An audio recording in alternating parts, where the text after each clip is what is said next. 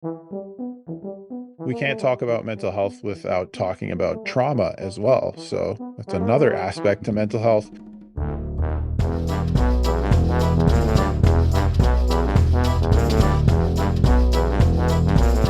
You're listening to Good Faith Weekly. I'm Mitch Randall. And I'm Missy Randall. We're here each week exploring the intersection of faith and culture. We find people who stand up, speak out, and step forward. For inclusion, freedom, and justice for all. It's time for Good Faith Weekly. Brought to you by Good Faith Media. Welcome to Good Faith Weekly. On this episode, Missy and I are going to catch up, and she's got an incredible story for you about Musky the skunk. And then later on the pod, Missy and I sat down with Seth Perry, who's got a brand new podcast about to be released in May titled Our Stigma. It is an incredible conversation about mental health. You are not going to want to miss this episode, so stay tuned.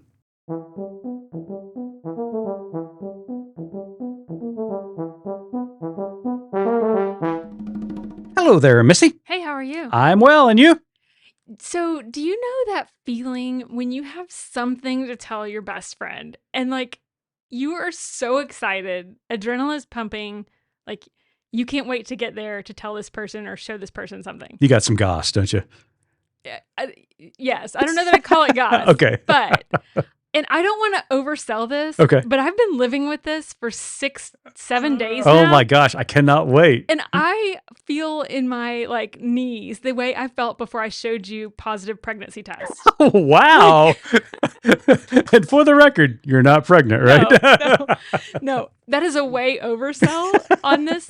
So please keep your expectations, appropriate. Okay. But I have been living with something for 7 days that I've been dying to show and tell you. Okay, shoot. And it has been so difficult. But before I do, I need to tell our listeners, if you have not listened to the opening intro of the last 2 weeks of our podcast, this story will be a lot better if you just go back, listen to the opening, and hear about our saga with our skunks. Yes. That we've been living with. Yes, Musky and his relatives. Elon Musky, who's Yes. been lurking around our house. Okay, so just quick recap. We've had a skunk issue with them getting underneath our house and thinking that, they live here. Actually, they did. Yeah, we pay a mortgage for them. Exactly. So we have coaxed them out. We have relocated several to another side of town. And so after that, we have sealed up the access point where they were getting in, right? Mm-hmm. So last week, you were out of town. Yes, I was. And I, anyone who knows me personally knows when you're out of town, I do not sleep. You do not. You stay up all hours of the night. And if you've listened, hopefully you've paused, gone back and listened to the last 2 weeks. Of course they have. Of course they have. And people know now. Our listeners are the best. Go ahead. People know now that we have our camera outside, Elmer Fudd. Yes. Okay, so Elmer Fudd. You were out of town. I couldn't sleep. It's probably 1:00 in the morning last week. And since we sealed up the hole, we had seen Musky coming around, lurking. He's trying to see, is there room in the inn? Yep. When is the door going to be back open? That's right. He wants to get checking for vacancies. Absolutely. He wants to get back under the house, and he cannot figure out a way. So he's made several drive-bys. Mm-hmm. So while you were gone, Elmer Fudd alerts me at 1:00 in the morning. And Musky is there. Yeah. Yeah. And here's Musky. And I have to say that Musky walked by your camera, by Elmer Fudd, and I'm not kidding, hiked his up and took a massive in front of the camera. Well, that fits the character of Musky. So, Rod, I hope you bleeped out those words, but this story could not have been told without using those words. So our listeners can use their imagination. But here you go. So what I did when I saw this, because I absolutely died laughing. I was like, I cannot believe he did this.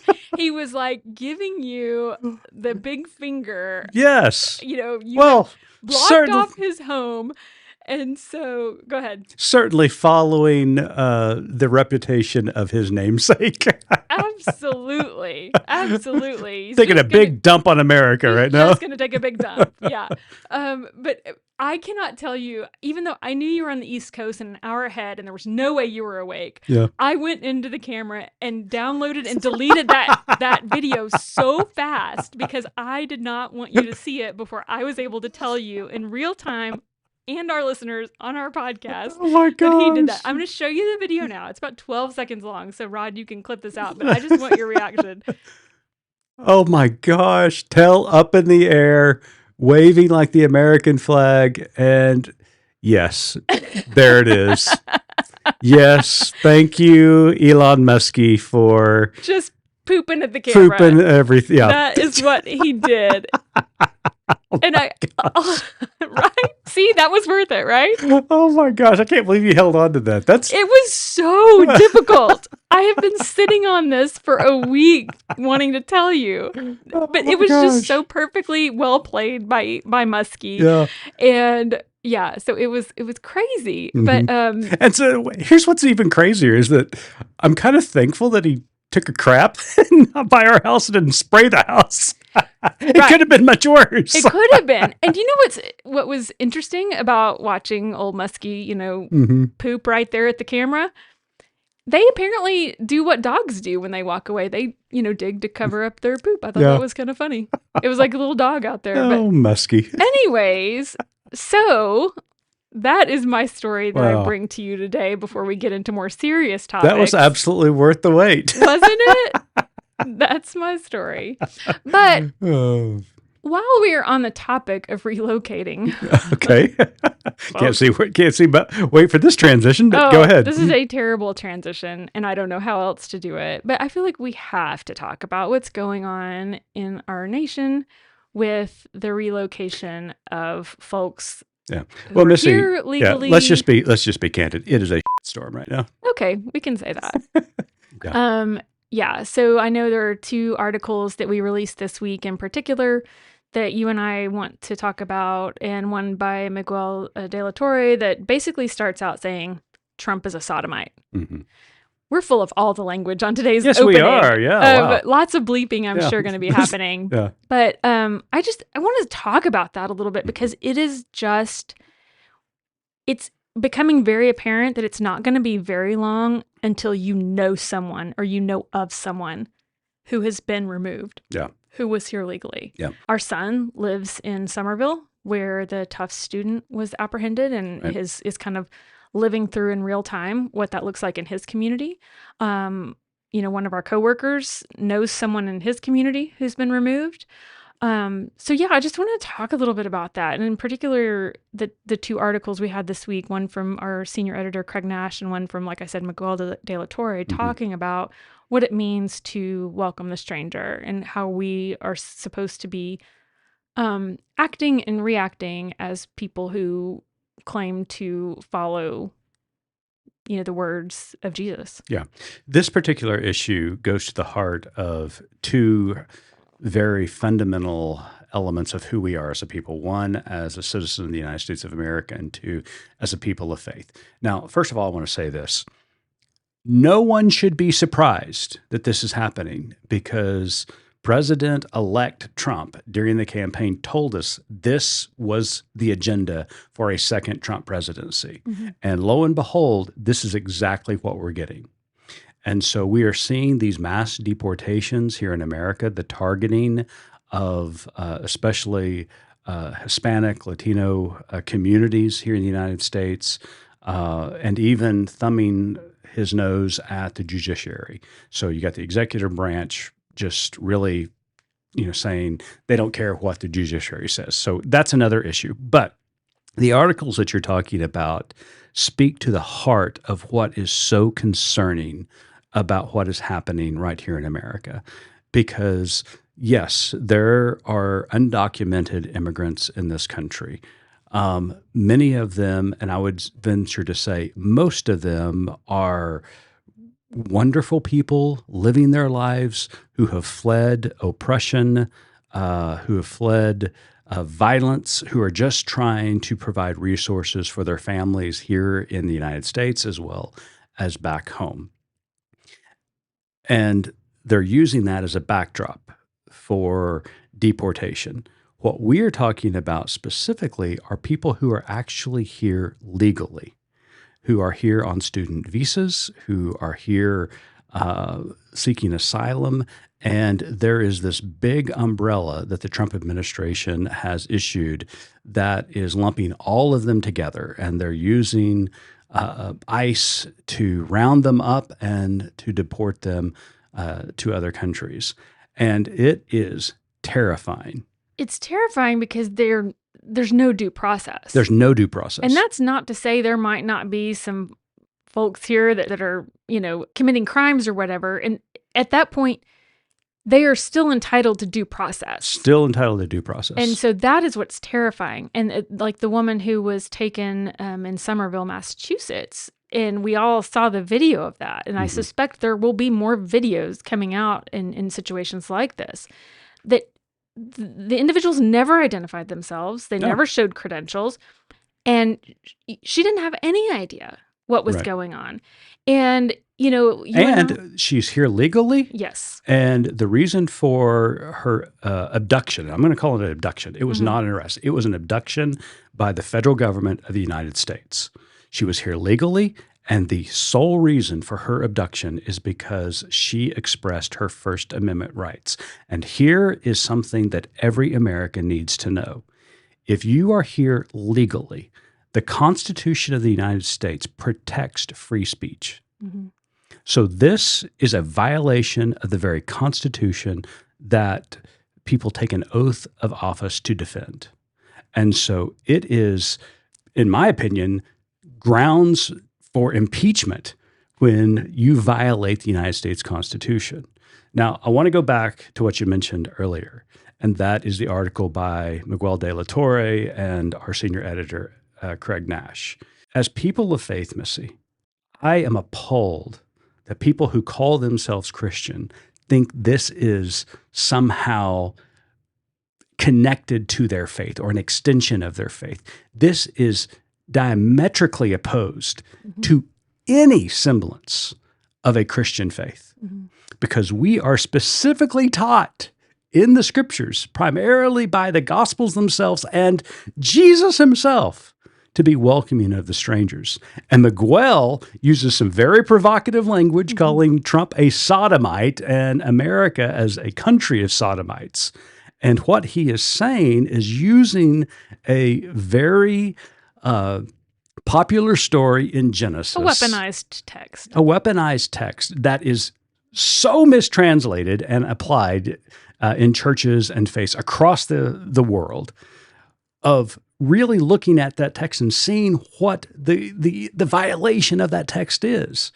What was so bad that Sodom and Gomorrah, what was the quote unquote sin that Sodom and Gomorrah committed that caused rains of fire down upon them?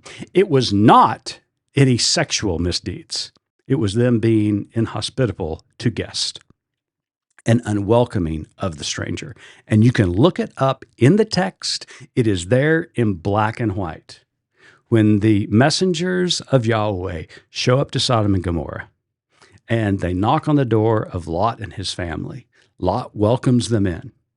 But the city of Sodom and Gomorrah wants to treat them very inhospitable.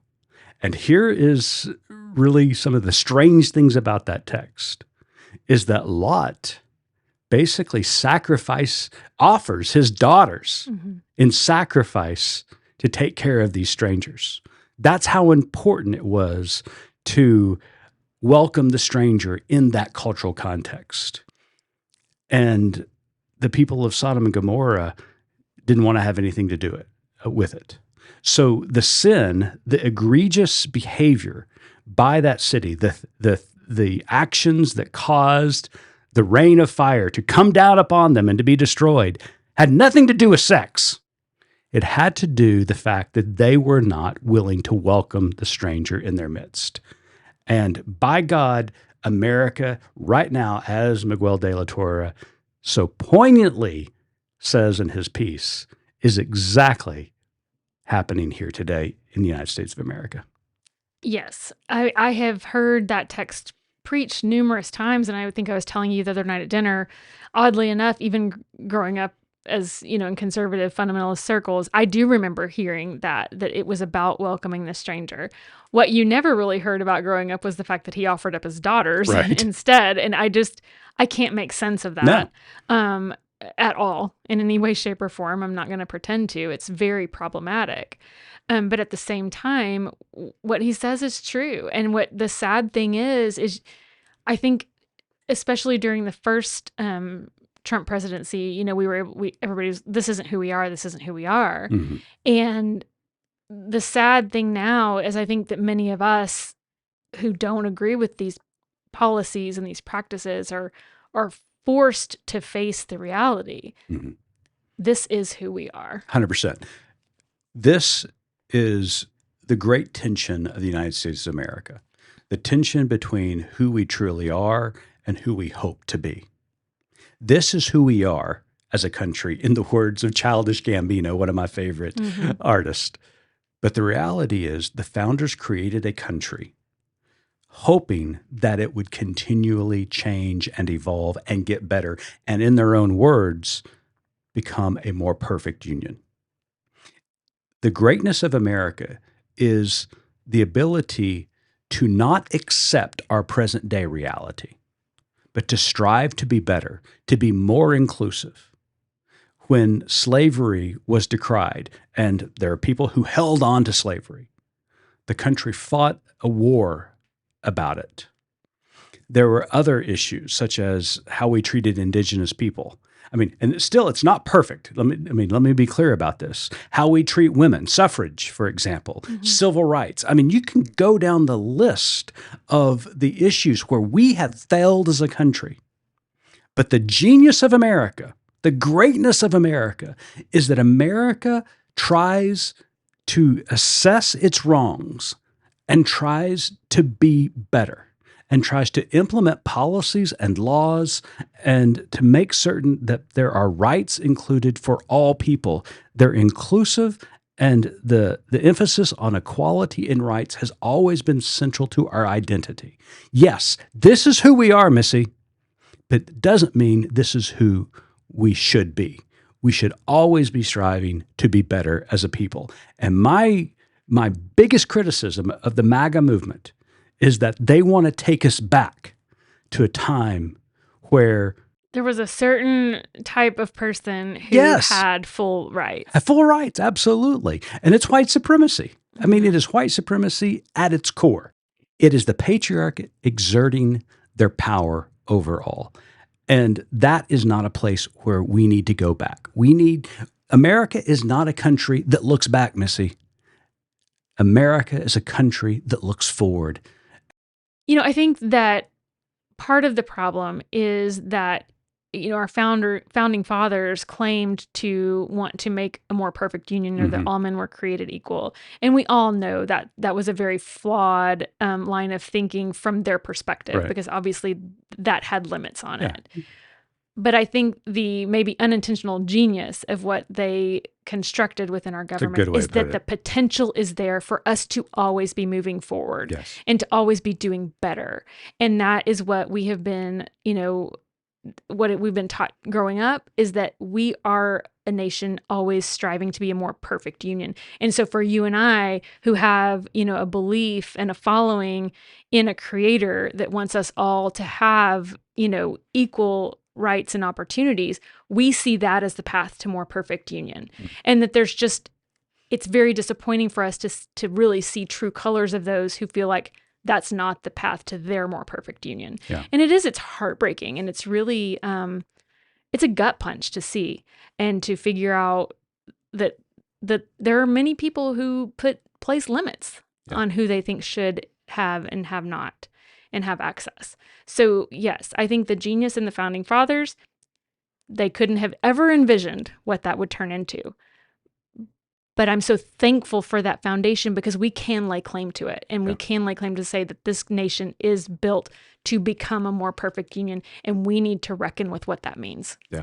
So if you have not checked out Miguel's article this week, Craig Nash's article this week, Starlet's article this week, We highly recommend those to you. There's an excellent variety of articles addressing this particular issue across the board. They're outstanding. And we just still, it reemphasizes that we're still in this fight. And at Good Faith Media, we're willing to roll up our sleeves and get to work. And so I'm thankful to be a part of an organization that's willing to do that.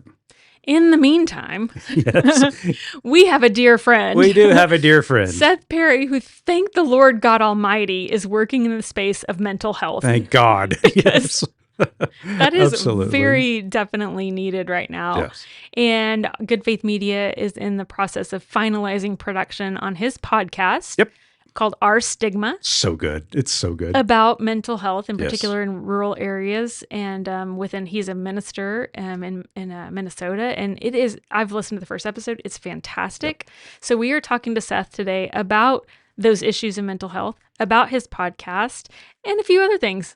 In fact, he even asked in the interview about the skunks. And so if he's listening, now you know. Now you know. So you'll know that I kind of tap danced because I really didn't want to. I wanted to save that news for our intro today. I'm so glad that I did, and I am also happy to report that since the poop incident, Musky has not returned.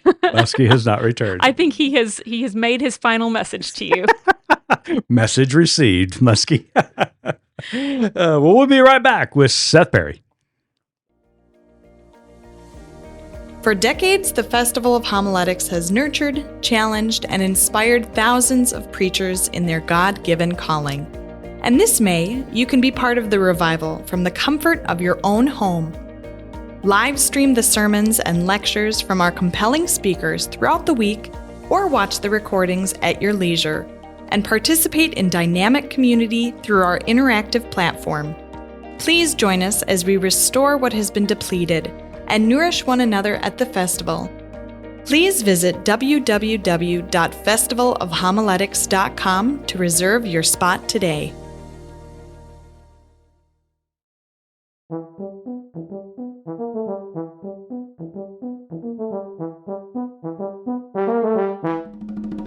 Welcome back to Good Faith Weekly. On this episode, we got a very special guest with us. Seth Perry is a Lutheran pastor who lives well with bipolar disorder. In February 2023, he decided to share his mental health diagnosis at church openly. Since then, Pastor Seth has aimed to initiate conversations about mental health and its relationship with faith. His own experience with a mental health condition, coupled with his commitment to therapy and a healthy lifestyle, have enabled him to effectively pursue his calling as a pastor while managing his condition. Seth hopes to create an inclusive and supportive environment where individuals struggle with mental health challenges, both inside and outside the church, can find understanding, acceptance, and the necessary resources for healing and growth. More recently, Seth has been working with Good Faith Media's production team to create and release a new podcast, Our Stigma. Seth, welcome to Good Faith Weekly, and congratulations on the new podcast. Thanks for having me, Mitch and Missy. I'm so grateful to be here and to talk about all the stuff that we have in store for your listeners today. I'm excited. So, Seth, thanks to my insider connections, I have received advanced access to episode 1 of the podcast. I listened to it earlier, and I just have to say, I'm hooked. Okay. Absolutely. It is amazing the way that you pull back the curtain on, mental health and addiction by having conversations with individuals is just really brilliant. I really enjoyed that. And since, in the theme of that, talking to people and learning their stories, I think it's important to start out with your story and kind of what led you here to your calling and your passion for this work. So tell us a little bit about your story and what brought you here. Sure. I tell this story all the time, and I love sharing it. It's part of being open and vulnerable and healing and leading as a pastor in this way has been really helpful to my call as a pastor, because I have a history of mental health diagnoses in my family. We have a history of family secrets as well, and churches are full of family secrets. Absolutely. One of the biggest family secret in my family, the biggest one was my great uncle Ralph. He was diagnosed a manic depressive in the 50s. He suffered from alcoholism, had a really tough time. So he was the big family secret. He died at a very young age. We don't really know if he died by suicide or it was a drunk driving accident. Mhm. We don't know those details, but it really impacted my entire generation of my family. So I started using drugs and alcohol at age 14, and then I had my first psychiatric intervention at age 17. I had a manic episode. I was first hospitalized in a psychiatric unit at age 24. And between the ages of 24 and 29, I had four long-term psychiatric hospitalizations. So these are long-term. My first one was actually 2 months in a psychiatric unit.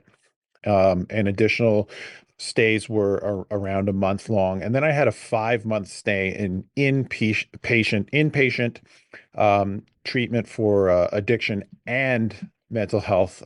So it was a co-occurring disorder treatment program at a treatment center. So really, I do want to make a distinction. Like I have a mental health condition and a mood disorder. It's a co-occurring substance abuse disorder with my mental health condition. So it's a severe disability. That's how the first few years of my adulthood were really like, Right. right? And when I talk about mental health, I encourage people to think about it really in three categories, and there's equal weight in these categories. And one is that everyone deals with mental health. That's the first thing I want to say. Everyone, it's a general term. We talk about mental health. Everyone needs to talk about their mental health, but then number two, there's people like me. I have a psychiatric condition. There's people like me that's also a definition of mental health. But number three, we can't talk about mental health without talking about trauma as well. So that's another aspect to Mhm. mental health, and that's what I hope to talk about in church with people. And it's been successful since 2023, as you said. When I went public. So Right. that's my life, and that's what I do when I lead as a pastor, I guess. Well, Seth, thank you so much for sharing your story, not only with us, but publicly, is helping so many people across the country. I know, especially there in Minnesota, as you minister there in your community. Now, what I really appreciate about the website and now the podcast is the name itself, Our Stigma. And it's plural, it is communal in nature, but there is a stigma attached to mental health, in particular how we talk about it in faith communities. So, can you talk a little bit about that stigma, what some of those stigmas are, and how we can breach those stigmas to be more open, like you are, about mental health issues? Yeah. I think I felt it the most when I entered seminary. There were no pastors that were open about major mental health diagnoses. So really, I had no peers, and I had no one to look up to in the church that was open about it. And in the congregation I grew up in, there was a death by suicide, and it was just never talked about. It really, harmed the folks that were there and in the family that were grieving, that we just never really processed it, I guess. So when I started to have issues, I had nowhere to turn when I was younger, and then I decided to become a pastor after overcoming all of my stuff, and I'm getting educated in a church where we just are kind of turning a blind eye to it. It was something that my seminary partners and I would talk about on our own, and I felt like there was a need to just be open about it. So what I did was, when I announced it, I said, I'm your pastor. I'm taking a risk here, and I have bipolar disorder. And I didn't know what was going to happen because I was pastoring in a rural congregation here in rural Minnesota. But then right away, immediately after my Ash Wednesday announcement, I announced it on Ash Wednesday, and suddenly people started to reach out to me, send me emails, call me, asked to have meetings with me in my office. And then the stories that people had hidden, that were the people that were too afraid to talk about the not just one, but maybe two or three issues that they had in their family and in their history, they're ready to talk about it. And I think that that's what needs to be done in our congregations. If there is a stigma, the first step in shedding that stigma is to find someone brave enough to talk about it. And that's the first step. And so from there, we started to do work as a congregation, and I started to see that, hey, there's something valuable in this process. Yeah. Well, and it seemed like even from just the first episode, and like you said, you're in a rural church, which I imagine is not a mega church like you might find, closer to the city. But even within that first episode, you have 2 or 3 people, I believe, who agreed to come on and talk about either their struggles or their family members' struggles. And so just even within that small context, there's obviously, plenty of people who are dealing with mental health issues or whose families have, or I think there was one woman who's, like you said, who had a family member that committed suicide and just, it was not talked about. So just the commonality, I guess, with what, as Mitch said, our stigma, it's part of the community, is really eye-opening, even from that first episode. So with that, I guess I want to ask, Mitch mentioned you have a website with resources and everything, but as someone who does a podcast weekly and knows what goes into it, and also appreciating how you constructed it, going and talking to people and interviewing, and how much work that is. Let me ask you, what made you decide to do this? Why a podcast? So here is where the idea really struck. I saw that there were people in my community, and we had lots of stories and lots of discussion to have. But we didn't have the resources, and there were people that were coming up against barriers to their treatment and their wellness. It's a rural community. There is a disparity between urban and suburban communities in terms of access. But at the same time, I am in the recovery community, and so I see a diversity of voices from different faith communities and from different folks out there that walk a different way of living than rural Swedish folks at a Lutheran church here in Scandia, Minnesota. So I know folks who are of Somali descent, indigenous, Hmong, and folks in the African American community. But they were kind of sharing about some similar stories that they had, right? And so I thought, if I could put all that into a podcast resource and start the dialogue in between these communities, compare what challenges that we have that are similar, and then also look at the distinct issues in our cultural groups, and start to share ideas to work on the collective problem together, that maybe we would start to see some progress in all of our communities.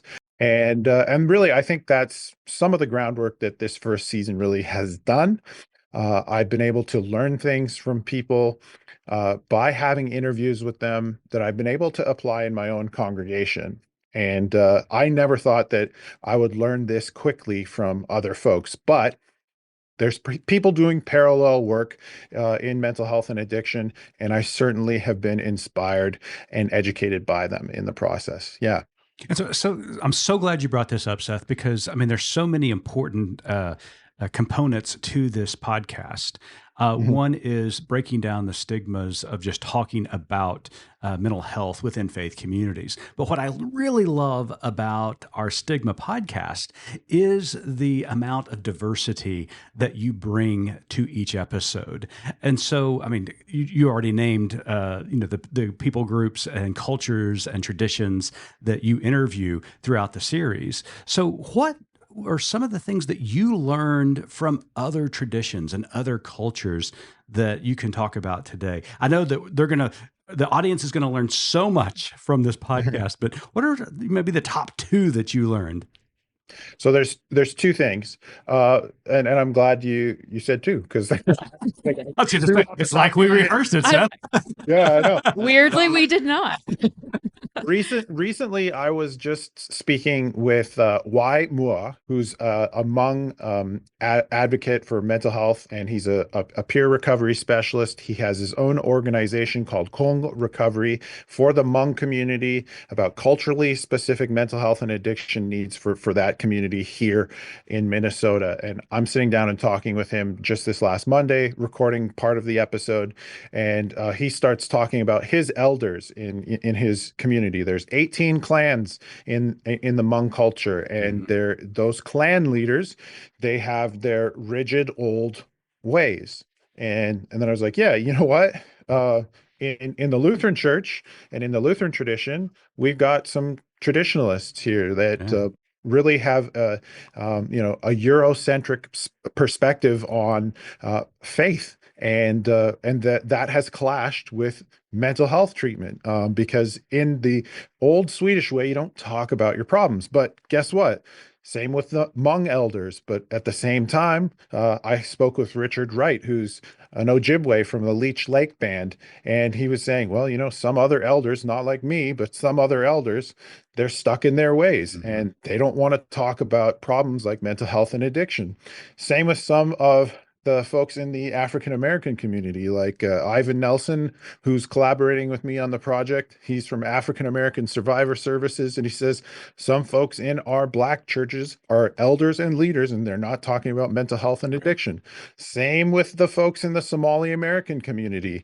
There's a call for the imams there to start talking more openly about this. And we all shared that, and I thought that was amazing. So that's part one. But another thing that I learned was all the people that were doing advocacy in these community groups kept telling me about something that I'd really never considered using in my own community here in a rural setting. And that is actually certifying peers in churches to help people. So someone who is just struggling with mental health and addiction in the past and might be able to have a leadership role in a church to help people. Well, we often think about, finding someone who's a psychiatrist or a counselor, someone who has years of training. Well, there are peer support specialists that can work in churches that could get 46 hours of training and then start helping people, referring them to mental health and addiction services, helping them to get to appointments, doing vital work in our churches, something that we truly, truly need because pastors are spread so thin. And I saw that in the Hmong community, in the indigenous community, in the Somali community, and in the African American community, there are plenty of these peer support workers working with nonprofits and in organizations, and churches have that opportunity. And that was one of the biggest things that I learned. So I'm quite amazed by the things that I've learned from other people. That's so interesting. Very interesting. I know you mentioned that in the first episode. I was very curious about the peer counseling aspect. But okay, so we have a couple of non-related or non-podcast related questions before we wrap up the interview. Okay. But before we pivot, they're not about any like animals that have taken up residence in your house recently, are they? No, if you've got expertise in that, we will talk to you. Stay tuned. Okay. I might have an update. But anyways, I was going to ask you just before we go, like, once all the podcast episodes are out, what do you want the listeners to take away from this series? Yeah. The biggest thing that I want people to take away is an understanding that you can look elsewhere. You don't have to necessarily find like a doctor, a psychiatrist, a counselor, and a therapist are very, very important. Everyone with a mental health issue should definitely seek their care along with their pastor. Absolutely.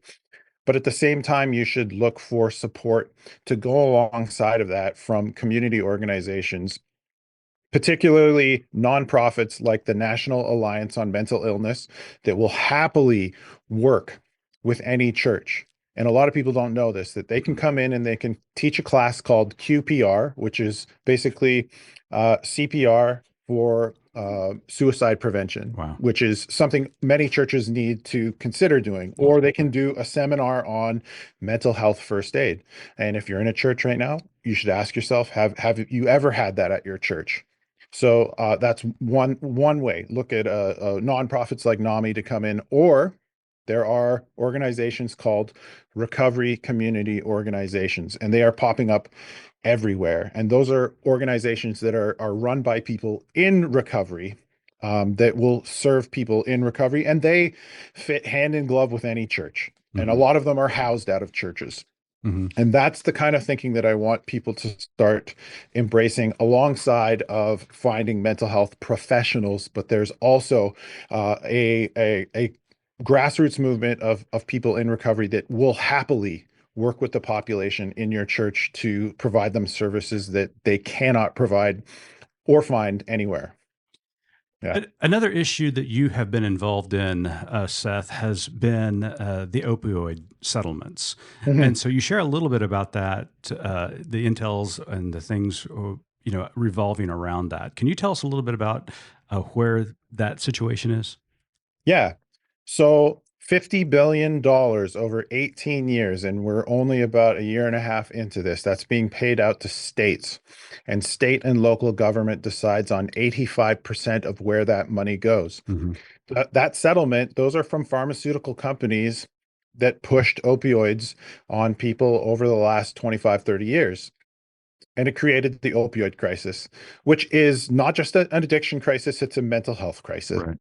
So, opioid settlement councils are groups of locally appointed community members with professional experience, and they have cultural ties, they have lived experience, and these councils advise on how the money is spent. And so, I've been on a council for just over a year here locally in Washington County in Minnesota, and we meet on a monthly basis to talk about how the money is distributed and spent. And they have given out that money via grants. And the benefit of having a council with a group of people that have a diversity of experience, both professionals and people with lived experience, is that they will decide that money can go to community organizations and other groups in the community that will work with the population that do not police. And I think that's the biggest part Yeah, right. of the Opioid Settlement Council, because some states may decide that policing is the best way to respond to the opioid crisis. While there certainly is a place for policing in this, if that 85% of the $50 billion only enhanced policing, I wouldn't feel too comfortable about that. There needed to be these councils in place to really be a watchdog and a conscience for the state, county, and local governments. Yeah. Yeah. Mhm. All right, Seth. So my last interview question, per se, is one of a personal note. I'm hoping that maybe some of our listeners will find this interesting as well. But I recently stumbled upon an article you wrote about something I struggle with, and that is screen time in bed. Not that kind of screen time. That's just, I'm over there, drifted Yeah. off to sleep. And then I look over at my beautiful wife, and there's this glow coming out from under the covers. It's And just also the phone. yeah, and also the phone. Yeah. So I was really fascinated by the article and kind of what the approach you had took and how it impacted you. Also, kind of the detox. So will you share a little bit about that? I can't believe that I went through digital detox because it happened. And Yeah. so here's how it happened. I wanted to change a lot of things in my life. And one of the first things was listening. Sorry, Missy, I'm throwing you under the bus. Go for it. Listening to my spouse. My wife really complained a lot about how much screen time I was using in bed. And I think the most interesting thing is that when I quit, people were saying I put on a really bad show and I fall asleep to that show. And I was Yeah. doing that. That was the way that I was falling asleep. So I stopped on January 1st and I put my phone well across on the other side of my loft. And it is way far away from me, and I can't even hear it vibrate. And so I'm 94 days into this, maybe. Right. And I fall asleep a lot quicker. And to talk about that digital detox, if you're thinking of doing this, yeah, it was 10 or 11 days. And if I was to rank detoxes, I would put it like I think my cocaine detox and my benzodiazepine detox was bad, but it'd be third on my list or around there. My alcohol detox was not as bad. Wow. Yeah, it really those first nights were difficult, and being someone who has been a psychiatric unit, I would say that there were some parallels to how you feel your first few nights in a psychiatric unit when I was like without my phone. And that just speaks volumes to how addictively I was using my phone right before bed. But since then, I have relied on books and I've been falling asleep just so quickly. And that's what I do. I read before bed now. And uh, I cannot believe how big of a role that had in my bedtime routine, Yeah. All Mhm. right. There you go. I'm convicted. You should be. I knew I was going to be, but I was just so curious to have you share that with our listeners, just what that actual detox process was like, and just kind of a reminder that, what the science says, all the blue lights, all this stuff is not good for our brains and the chemicals in our brains and settling down. And yes, I know I need to do this, but I make no Yeah. promises right now. I will keep you accountable. How's I'm that? sure you will. And Seth will check in on you every That's now and right. again. Yeah, I'll check in with you at the Festival of Homiletics. There to you go. see where There- we're at. Dang it. I like See, I like this. All right, fine.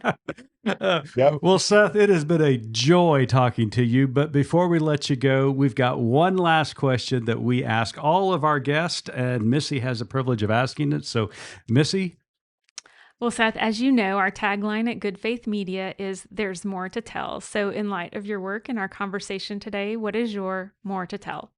When I was thinking about this question, I thought that maybe the listeners could consider this. Is there one person in your life that may be at your congregation, one person you know that you could encourage to become a peer support worker? Someone who may not believe they have much to contribute to their community just because they have a history of mental health or addiction. But, there's someone in your life that may have told you that they are in recovery, and you might want to encourage them to step in and be a part of your faith community to help people who will inevitably come in through the doors of your church seeking help for their mental health, because that is just the way churches have always been.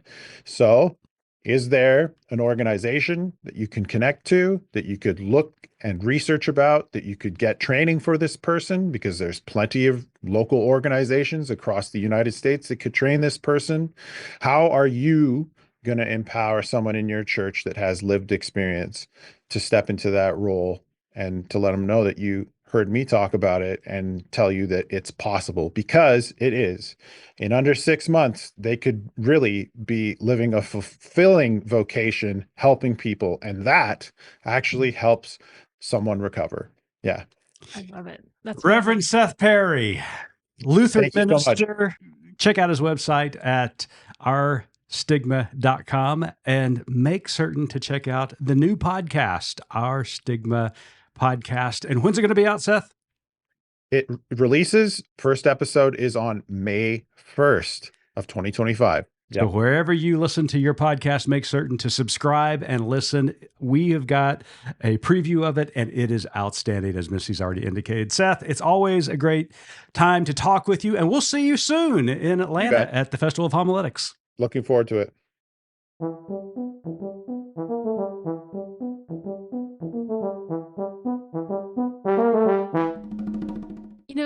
Mitch, I am just in awe of Seth. Absolutely. I didn't know him very well before listening to the podcast and kind of us working with him in the last few months to get this produced. But I have so much respect for him to be the person who's willing to pull back the curtain and willing to be so honest and vulnerable in his own journey and his own struggles with addiction and mental health, and say, you know what, enough is enough. Mm-hmm. This is not okay. People are struggling, and if I have to put myself out there to bring light and to provide resources and help for people, then that's what I'm going to do. I just mad respect and love to him for what he is willing to do. I'm so proud of him. I'm proud of us for being part of this project, and look forward to hearing the rest of the episodes. But as we were talking to him and reflecting after the interview, it really reminded me, talking about, again, the secrecy and kind of the disconnect in mental health within our church communities. It made me think of the conversation we had last week with Angela about how is it the Puritan kind of movement?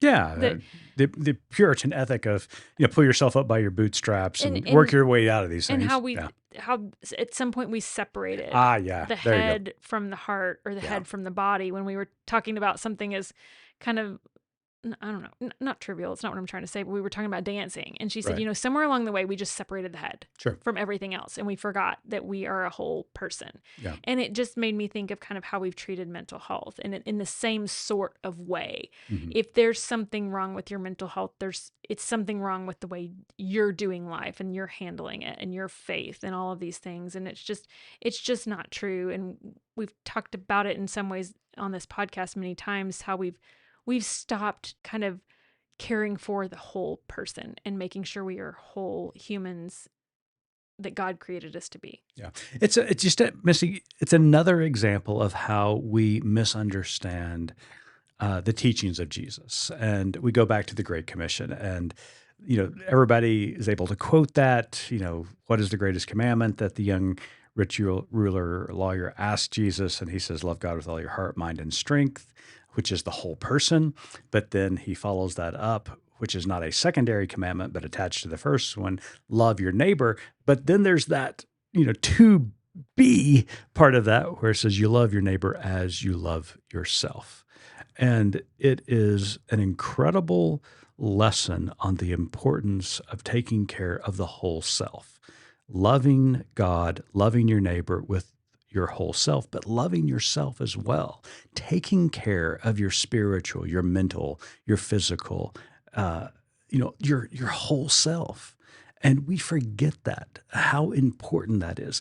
God tells us he loves us, she loves us to such an extent that God's love is this outpouring to help us, make us be the best human being we possibly can be. And that simply means that we need to concentrate all of our efforts into every part of who we are as an individual. And so many times the church neglects that. We only concentrate on the spiritual, and some just focus on the physical. We need to be concentrating on the whole self. And that is, to me, the great lesson of the great commandment that Jesus gives us, that we are responsible to take care of ourselves so that we can help others take care of themselves as well. We are in this symbiotic relationship with the divine and with other humans, and that includes ourselves. And I think just the admission that so many of us will say that, oh yeah, we believe mental health is an actual thing, just as someone who is diabetic or has another ailment or illness. We say, oh yeah, we get that. But yet, I think Seth is saying, would agree, there's still stigma attached to that. There's 100%. Still shame attached to that. And that's what we need to let go of. And I think that is one of the things that would help folks who are struggling with mental health to seek resources, to seek help, to seek those peer counselors, especially, who could help them in their journey to wellness. And so I don't know, I applaud Seth. I think this is a fantastic project. I'm so proud that we're a part of it. And hope that our listeners will pick that up as well and learn something and pass it along to somebody who might enjoy it as well. Absolutely. For too long, people who have sought out help with their mental health, it has been seen as a weakness. Mm-hmm. We can no longer see it as that. What Seth is doing, what he's encouraging others to do, it is not a weakness. It is an incredible strength when people seek out care for their mental health. That is where we need to be. And Seth is doing that with his podcast, with his website, and with his ministry. I am so happy that we're a part of this. I am too. So, well, Missy, it's been a good episode. It's always great to talk to Seth. I want to encourage everybody to go to our Stigma podcast right now. Subscribe to it. It comes out May the 1st. All right, Missy, come to the end of the episode. Oh, yes. What is your joy for the week? All right, let's recap real quick because we are very terrible about completing our assignments. But for the new year of 2025, I am supposed to bring a joy. And I'm bringing the hope, baby. Because I have zero hope, and you are somebody who is so hope-filled, even in the midst of it's almost nauseous. destruction. Yeah. Okay, so I am bringing my joy. My joy, hands down for this week, is absolutely watching Musky on the camera. I cannot tell you how much joy that brought me to see it, and the anticipation of telling you that story today has just kept me riding high all week. And I cannot wait to see what our social media producer extraordinaire, Callie Chisholm, does with this video footage. Oh, are we going to be able to post the video? 100%. Good Faith Media is going to post a video of a skunk taking a dump? Okay. Well, okay. I mean, we've reached a new low. Well, exactly. Okay. So what is my hope this week, you might be asking? that Musky doesn't come back. Well, yeah, that is my hope. But I mean, my gosh, I can't go any further than Seth Perry. I mean, he's bringing hope to so many people. So great to talk to him. So looking forward to the podcast being released in May. And so, yes, my hope this week is Seth Perry and the new podcast, Our Stigma. Our Stigma. So Missy and I will be back next week, hopefully with better stories of animals outside of our house. Or no stories about animals There outside you go. of our house. Even How's better. that? Until next week, keep living good faith.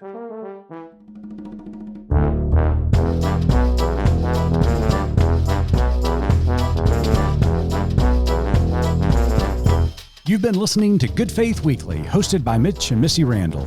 This weekly podcast from Good Faith Media discusses matters of faith and culture. Subscribe wherever you get your podcast and give us a like and a glowing review. We produce the podcast out of Norman, Oklahoma. Our music comes from Pond 5. And we're supported by listeners like you. Learn more about us at goodfaithmedia.org.